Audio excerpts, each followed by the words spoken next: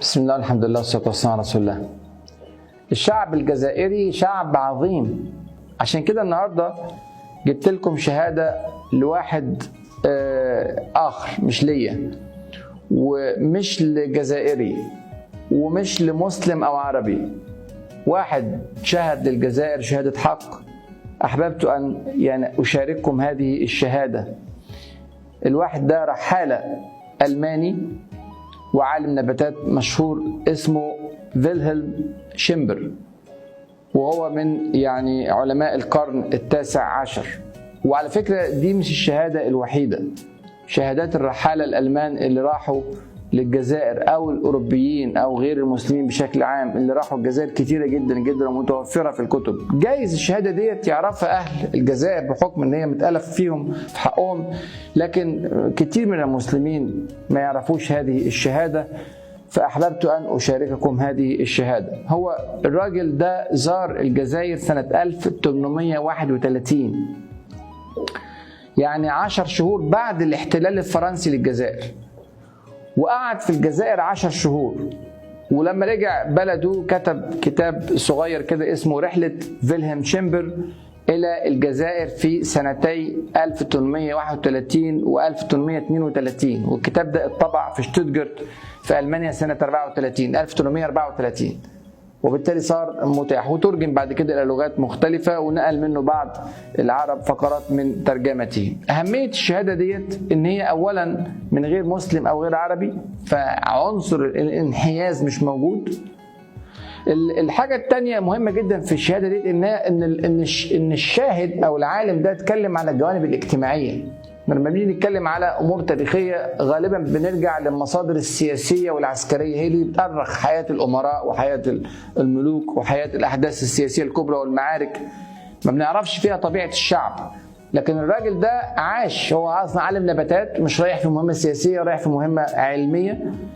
التقى بالشعب العادي، اتكلم معاه، اختلط بيه وكتب شهادته.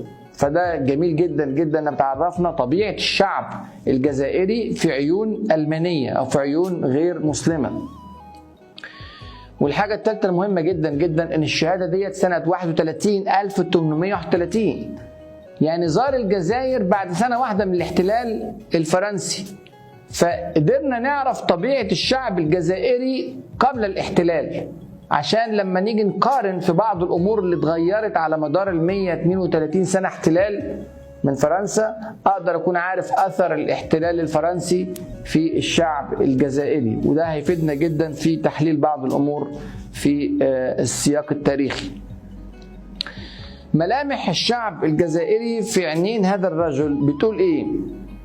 بنلحظ عدة أمور، والكتاب بتاعه صغير، ياريت لو تقروه تعرفوا منه هذه التفاصيل بشروحاتها، لكن نلقط منها بعض الأمور. أولا التعاون وروح المحبة ما بين الناس اللي بتحب بعضها وخايفة على بعضها حتى لو تعارضت مصالحها.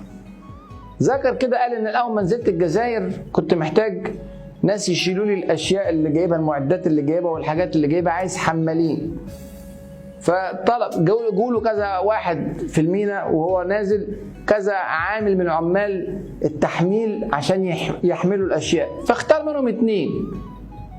فقال فوجئت ان اول ما اخترت 2 بقيه العمال عملوا ايه؟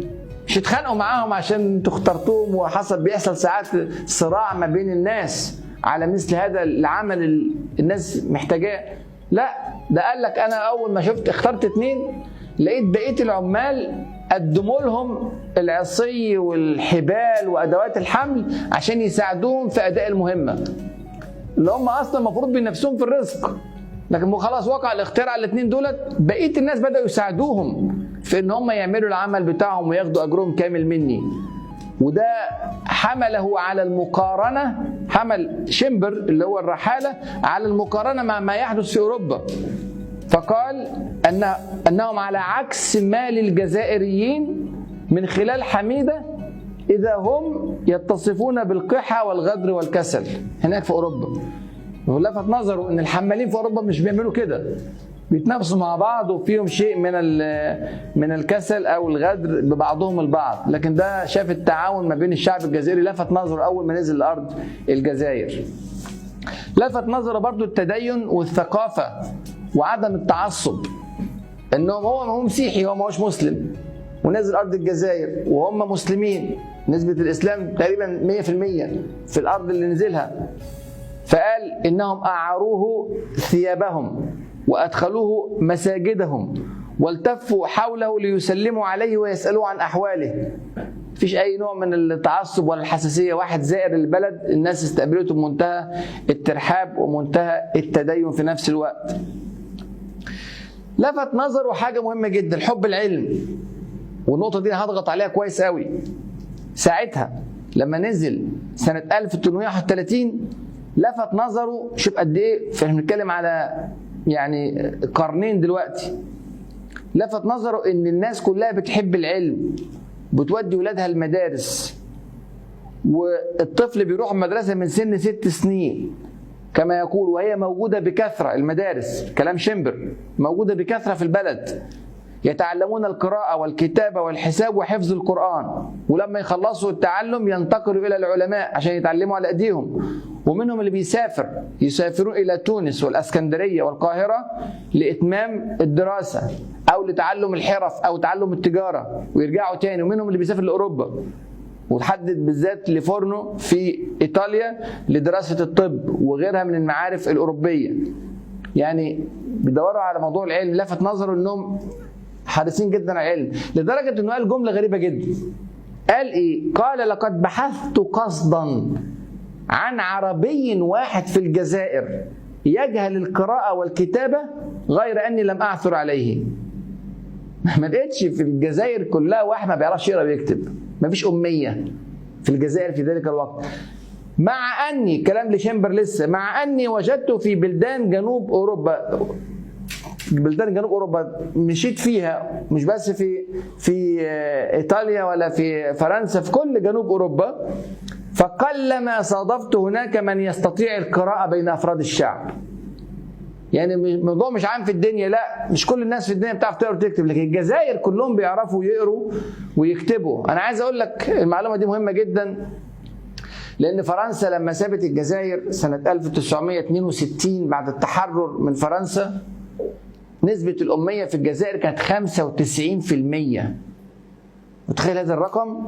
طبعا الحمد لله اتحسنت دلوقتي، لكن لما فرنسا سابت الجزائر بعد 130 أو 132 سنة من التجهيل والتهميش، دي كانت النتيجة، دي أثر فرنسا في الجزائر.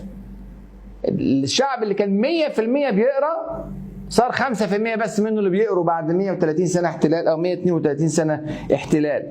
ويقول أيضا شمبر: من الإنصاف أن نقول أن الجزائريين يتكلمون الفرنسية بطلاقة، سنة 1831. وذكر حكايات عن بعض الشبان اللي بيتكلموا فرنسية وألمانية وإنجليزية وغيرها من اللغات، لف كذا بلد وتعلم كذا لغة في ذلك الزمن.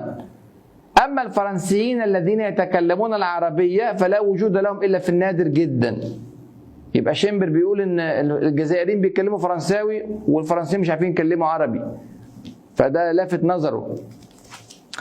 الكرم والقناعة، اتكلم على قناعة الشعب الجزائري وعلى كرم الشعب الجزائري، وقال إن هو ما اكتفاش بزيارة المدن اللي راح لها، ده راح للقرى وراح للنجوع وراح للصحاري وقابل قبائل.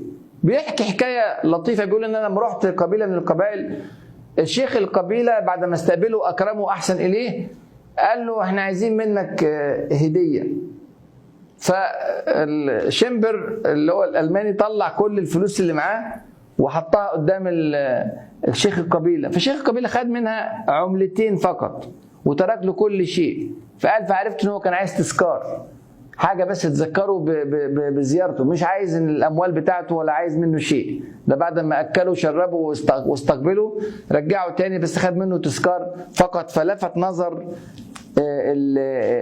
شمبر هذا الموضوع، لأن الحالة المادية عندهم ما هيش ميسورة، لكنه عنده كرم وعنده قناعة. اتكلم برضو عن شجاعة الشعب الجزائري، وقال أنهم كان عندهم يعني مهارة كبيرة في استعمال الأسلحة والخيول، وأن هو وصفهم بالفروسية والصمود.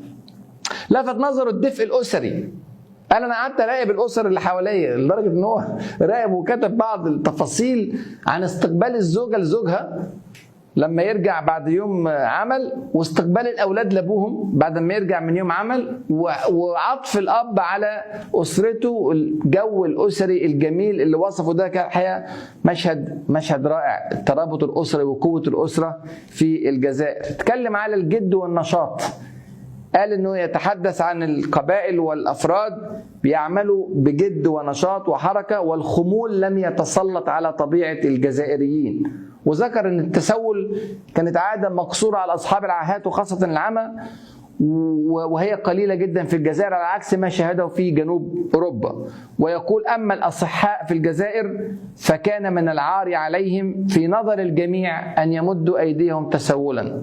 دي شهادات يعني حقيقة في منتهى الروعة ومنتهى الجمال، وهي شهادات واحد غير مسلم وغير عربي زار الجزائر 10 شهور فلاحظ الحاجات دي بشكل كبير جدا. آخر ما أقوله إن هو شمبر نفسه وصف أثر الاحتلال الفرنسي مع إنه كان لسه 10 شهور بس. الاحتلال كان من 10 شهور فقط عند زيارة شمبر إلى الجزائر، فوصف عدة مذابح قام بها الفرنسيون في حق الجزائريين، ووصف هدم بعض المساجد، ووصف اتخاذ بعض المساجد مخازن للتبن للخيول، ووصف جشع التجار الفرنسيين اللي كانوا ما بينزلوش البضاعة بتاعتهم في أسواق إلا بعد ما يطمنوا لأن البضاعة رفعت من الأسواق كلها عشان يرفعوا السعر زي ما هم عايزين. ووصف قذارة المحال الفرنسية في الجزائر، التجار الفرنسيين، ونظافة المحال الجزائرية، محل التجار الجزائريين بالغ في وصف نظافتها على عكس الناس اللي كانوا بيبيعوا من الفرنسيين. ووصف همجية التعامل من الفرنسيين، حتى انه نصح الألمان في الكتاب بتاعه اللي ينزلوا فرنسا اوعوا يشتغلوا عند الفرنسيين لأن تعاملهم فظ وغليظ حتى مع الأوروبيين اللي بيشتغل عندهم مش بس مع الجزائريين. فدي كلها شهادات بتوريك البون الشاسع بين طبيعة الجزائريين في ذلك الوقت وطبيعة الفرنسيين الذين احتلوا البلاد. هذه زي ما قلت في أول الخاطرة، هذه ليست الشهادة الوحيدة، دي مجرد شهادة واحدة من هذا العالم شمبر، وفي شهادات زيها كتيرة ممكن إن شاء الله نبقى نفرد لها حلقات عشان تعرفوا عظمة الشعب الجزائري وقيمة هذا الشعب في موازين الأمة الإسلامية، والحمد لله الذي جعلهم من المسلمين. جزاكم الله خيرا، والسلام عليكم ورحمة الله وبركاته.